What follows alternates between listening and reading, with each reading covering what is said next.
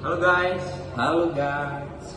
Kami bertiga dan saya Kalista. Dan saya Ori. Dan saya Niko. Di sini kami akan ngomongin tentang MOAS. MOAS itu apa sih, Kak?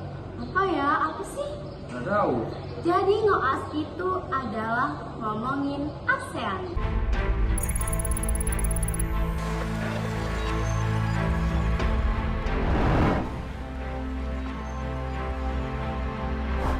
The year 2020 marks ASEAN's 5 years of community building, halfway to Vision 2025, a community of peace, prosperity, and sustainability.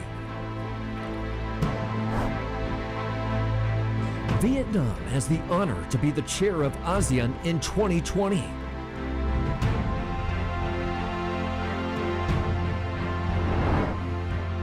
We endeavor to further strengthen ASEAN unity and solidarity, regional integration and connectivity, promote ASEAN commonalities and awareness, deepen ASEAN engagement with the global community, and enhance ASEAN institutional capacity. Mungkin teman-teman semua sudah familiar ya dengan apa itu ASEAN. Jadi di sini kita akan membahas tentang ASEAN-nya, tapi lebih ke ASEAN Perang Dingin. Jadi teman-teman, sebelum kita masuk ke pembahasan ASEAN dan Perang Dingin yang lebih dalam, saya akan menjelaskan tentang apa sih itu Perang Dingin. Jadi, Perang Dingin itu adalah persaingan ideologi antara Amerika Serikat dan Uni Soviet. Pemimpin dari kedua negara itu siapa sih, Kak? Siapa ya? Coba sih jelasin. Nah, kalau pemimpin dari kedua negara tersebut itu ada banyak. Yang pertama itu kalau dari Amerika itu cuma satu, yaitu Roosevelt. Nah, kalau dari Uni Soviet sendiri itu ada kurang lebih 7 pemimpin. Yang pertama itu ada Vladimir Lenin.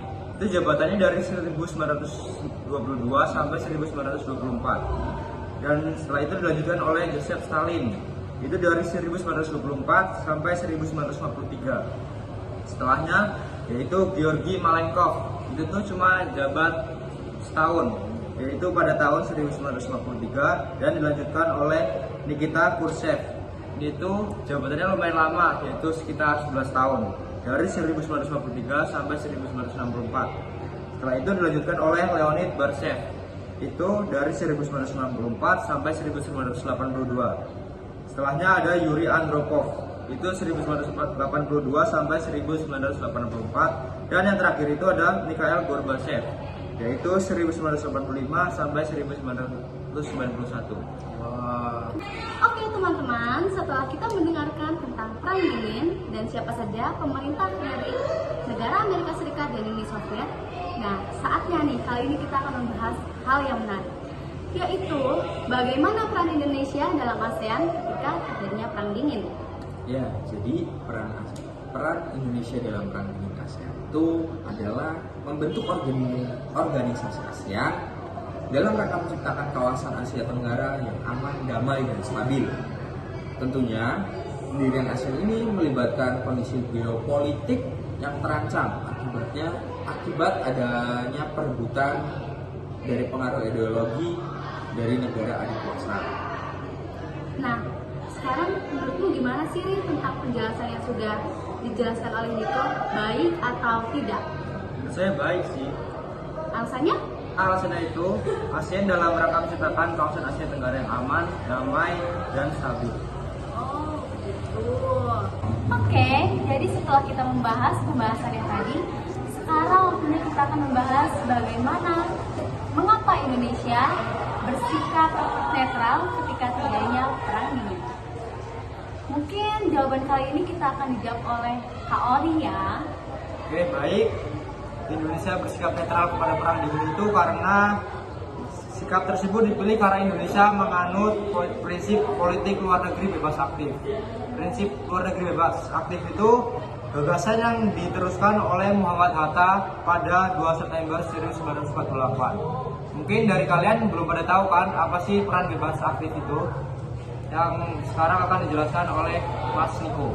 Oke, jadi maksud dari politik luar negeri bebas aktif itu adalah Indonesia bebas menentukan sikapnya sendiri terhadap konflik nasional demi membantu tercapainya perwujudan perdamaian dunia.